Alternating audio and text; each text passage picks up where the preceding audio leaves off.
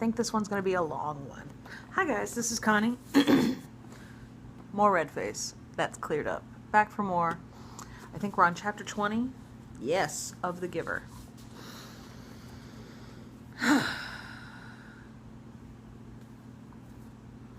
I won't go home. You can't make me. Jonas sobbed and shouted and pounded the bed with his fist. Sit up, Jonas, the giver told him firmly. Jonas obeyed him. Weeping, shuddering, he sat on the edge of the bed. He would not look at the giver. You may stay here tonight. I want to talk with you.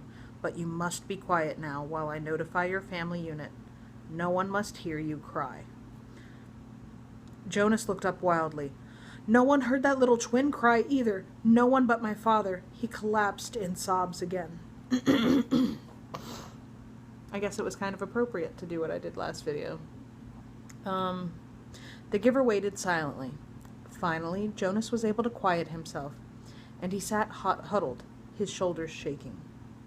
The giver went to the wall speaker and clicked the switch to on. Yes, receiver, how may I help you? Notify the new receiver's family unit that he will be staying with me tonight for additional training. I will take care of that, sir. Thank you for your instructions, the voice said. I will take care of that, sir. I will take care of that, sir, Jonas mimicked in a cruel, sarcastic voice. I would do whatever you like, sir. I will kill people, sir. Old people, small newborn people. I'd be happy to kill them, sir. Thank you for your instructions, sir. How may I help? He couldn't seem to stop. The giver grasped his shoulders firmly. Jonas fell silent and stared at him. Listen to me, Jonas. They can't help it. They know nothing. You said that to me once before. I said it because it's true. It's the way they live. It's the life that was created for them. It's the life that you would have if you had not been chosen as my successor. But he lied to me, Jonas wept. It's what he was told to do, and he knows nothing else. What about you? Do you lie to me too? Jonas almost spat the question at the giver. I am empowered to lie, but I have never lied to you. Jonas stared at him. Release is always like that? For people who break the rules 3 times? For the old? Do they kill the old too? Yes, it's true. And what about Fiona? She loves the old. She's in training to care for them. Does she know yet what will she do when she finds out? How will she feel? Jonas brushed wetness from his face on the back of one. Jonas brushed wetness from his face with the back of one hand. Fiona is already being trained in the fine art of release, the giver told him. She's very efficient at her work, your red hair friend. Feelings are not part of the life she's learned. Jonas wrapped his arms around himself and rocked his own body back and forth. What should I do? I can't go back. I can't. The giver stood up. First, I will order our evening meal. Then we will eat. Jonas found himself using the nasty, sarcastic voice again. Then we'll have our sharing of we'll have our sharing of feelings. The giver gave a rueful, anguished, empty laugh. Ha! Jonas, you and I are the only ones who have feelings. We've been sharing them now for almost a year. I'm sorry, giver, Jonas said miserably. I don't mean to be so hateful. Not to you. The giver rubbed Jonas's hunched shoulder. And after we eat, he went on, we'll make a plan. Jonas looked up, puzzled. A plan for what? There's nothing. There's nothing we can do. It's always been this way. Before me, before you, before the ones who came before you, back and back and back, his voice trailed the familiar phrase. Jonas, the giver said after a moment, it's true that it has been this way for what seems forever. But the memories tell us that having a hard time. But the memories tell us that it has not always been. People felt things once. You and I have been part of that, so we know. We know that they once felt things like pride and sorrow And love, Jonas added, remembering the family scene that had so affected him. And pain, he thought again of the soldier. The worst part of holding the memories is not the pain, it's the loneliness of it. Memories need to be shared. I've started to share them with you, Jonas said, trying to cheer him. That's true, and having you here with me over the past year has made me realize that things must change. For years, I felt that they should, but it seemed so hopeless. Now, for the first time, I think there might be a way, the giver said slowly. And you brought it to my attention. Barely, he glanced at the clock, 2 hours ago. Jonas watched him and listened. It was late at night now. They had talked and talked. Jonas sat, wrapped in a robe belonging to the giver, the long robe that only elders wore. It was possible what they had planned, barely possible. If it failed, he would likely be killed. But what did it matter? If he stayed, his life was no longer worth living. Yes, he told the giver, I'll do it. I think I can do it. I'll try anyway. But I want you to come with me. The giver shook his head. Jonas, he said, the community has depended all these generations back and back and back on a resident receiver to hold their memories for them. I've turned over so many of them to you in the past year, and I can't take them back. There's no way for me to get them back if I have given them. So if you escape, once you are gone, and Jonas, you know that you can never return. Jonas nodded solemnly. It was the terrifying part. Yes, he said. I know. But if you come with me. The giver shook his head and made a gesture to silence him. He continued. If you get away, if you get beyond, if you get to elsewhere, it will mean that the community has to bear the burden themselves of the memories you had been holding for them. I think that they can, and that they will acquire some wisdom. But it will be desperately hard for them. When we lost Rosemary 10 years ago, and her memories returned to the people, they panicked. And those were such few memories compared to yours. When your memories return, they'll need help. Remember how I helped you in the beginning, when the receiving of memories was new to you? Jonas nodded. It was scary at first, and it hurt a lot. You needed me then, and now they will. It's no use. They'll find someone to take my place. They'll choose a new receiver. There's no one ready for training. Not right away. Oh, they'll speed up the selection, of course, but I can't think of another child who has the right qualities. There's a little female with pale eyes, but she's only a 6. That's correct. I know the one you mean. Her name is Catherine, but she's too young, so they will be forced to bear those memories. I want you to come, giver, Jonas pleaded. No, I have to stay here, the giver said firmly. I want to, Jonas. If I go with you, and together we take away all their protection from the memories, Jonas, the community will be left with no one to help them. They'll be thrown into chaos. They'll destroy themselves. I can't go. Giver, Jonas suggested, you and I don't need to care about the rest of them. The giver looked at him with a questioning smile. Jonas hung his head. Of course they needed to care. It was the meaning of everything. And in any case, Jonas, the giver sighed, I wouldn't make it. I'm very weakened now. Do you know that I no longer see colors? Jonas's heart broke. He reached for the giver's hands. You have the colors, the giver told him, and you have the courage. I will help you to have the strength. A year ago, Jonas reminded him, when I had just become a 12, when I began to see the first color, you told me that the beginning had been difficult for you, but that I wouldn't understand. The giver brightened. That's true. And do you know, Jonas, that with all your knowledge now, with all your memories, with all you've learned, still you won't understand? Because I've been a little selfish. I haven't given any of it to you. I wanted to keep it for myself to the last. Keep what?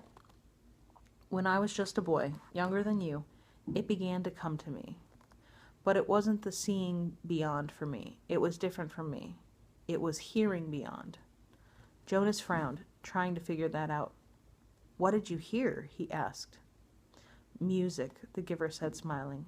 I began to hear something truly remarkable, and it's called music. I'll give you some before I go. Jonas shook his head empathetically. No, giver, he said. I want you to keep that, to have with you when I'm gone. Jonas went home the next morning, cheerfully greeted his parents, and lied easily about what a busy, pleasant night he had had. His father smiled and lied easily, too, about his busy and pleasant day the day before. Throughout the school day, as he did his lessons, Jonas went over the plan in his head. It seemed startlingly simple. Jonas and the giver had gone over it and over it, late into the night hours. For the next 2 weeks, as the time for the December ceremony approached, the giver would transfer every memory of courage and strength that he could to Jonas. He would need those to help him find the elsewhere that they were both sure existed. They knew it would be a very difficult journey. Then, in the middle of the night before the ceremony, Jonas would secretly leave his dwelling. This was probably the most dangerous part, because it was a violation of a major rule for any citizen, not on official business, to leave a dwelling at night. I'll leave at midnight, Jonas said. The food collectors will be finished picking up the evening meal remains by then, and the path maintenance crews don't start their work that early, so there won't be anyone to see me, unless, of course, someone is out on emergency business. I don't know what you should do if you are seen, Jonas, the giver said. I have memories, of course, of all kinds of escapes, people fleeing from terrible things throughout history, but every situation is individual. There is no memory of one like this. I'll be careful, Jonas said. No one will see me. As receiver in training, you're held in very high respect already, so I think you wouldn't be questioned very forcefully. I'd just say I was on some important errand for the receiver. I'd say it was all your fault that I was out after hours, Jonas teased. They both laughed a little, nervously, but Jonas was certain that he could slip away, unseen, from his house, carrying an extra set of clothing. Silently, he would take his bicycle to the riverbank and leave it there hidden in the bushes with clothing folded beside it. Then he would make his way through the darkness, on foot, silently, to the annex. There's no nighttime attendant, the giver explained. I'll leave the door unlocked. You simply slip into the room. I'll be waiting for you. His parents would discover when they woke that he was gone. They would also find a cheerful note from Jonas on his bed, telling him that he was going for an early ride along the river, and he would be back for the ceremony. His parents would be irritated, but not alarmed. They would think him inconsiderate, and they would plan to chastise him later. They would wait, with mounting anger for him. Finally, they would be forced to go, taking Lily to the ceremony without him. They won't say anything to anyone, though, Jonas said, quite certain. They won't call attention to my rudeness because it would reflect on their parenting. And anyway, everyone is so involved in the ceremony that they probably won't notice that I'm not there. Now that I'm a 12 and in training, I don't have to sit with my age group anymore, so Asher will think I'm with my parents, or with you. And your parents will assume you're with Asher, or with me, Jonas shrugged. It will take everyone a while to realize that I'm not there at all, and you and I will be long on our way by then. In the early morning, the giver would order a vehicle and driver from the speaker. He visited the other communities frequently, meeting with their elders. His responsibilities extended over all the surrounding areas, so this would not be an unusual undertaking. Ordinarily, the giver did not attend the December ceremony. Last year he had been present because of the occasion of Jonas's selection, in which he was so involved. But his life was usually quite separate from that of the community. No one would comment on his absence or on the fact that he had chosen this day to be away. When the driver and vehicle arrived, the giver would send the driver on some brief errand. During his absence, the giver would help Jonas hide in the storage area of the vehicle. He would have with him a bundle of food which the giver would save from his own meals during the next 2 weeks. The ceremony would begin with all the community there, and by then Jonas and the giver would be on their way. By midday, Jonas's absence would become apparent and would cause for serious concern. The ceremony would not be disrupted. Such a disruption would be unthinkable, but searchers would be sent out into the community. By the time his bicycle and clothing were found, the giver would be returning. Jonas by then would be on his own, making his journey elsewhere. The giver, on his return, would find the community in a state of confusion and panic, confronted by a situation which they had never faced before, and having no memories from which to find either solace or wisdom. They would not know what to do, and would seek his advice. He would go to the auditorium, where the people would be gathered still. He would stride to the stage and command their attention. He would make the solemn announcement that Jonas had been lost in the river. He would immediately begin the ceremony of loss. Jonas, Jonas, they would say loudly, as they had once said the name of Caleb. The giver would lead the chant. Together they would let Jonas's presence in their lives fade away as they said his name in unison, more softly, softer and softer, until he was disappearing from them, until he was no more than an occasional murmur, and then, by the end of the long day, gone forever, not to be mentioned again. Their attention would turn to the overwhelming task of bearing the memories themselves. The giver would help them. Yes, I understand that they'll need you, Jonas had said at the end of the lengthy discussion and planning. But I'll need you too. Please come with me. He knew the answer even as he made the final plea. My work will be finished, the giver had replied gently, when I have helped the community to change and become whole.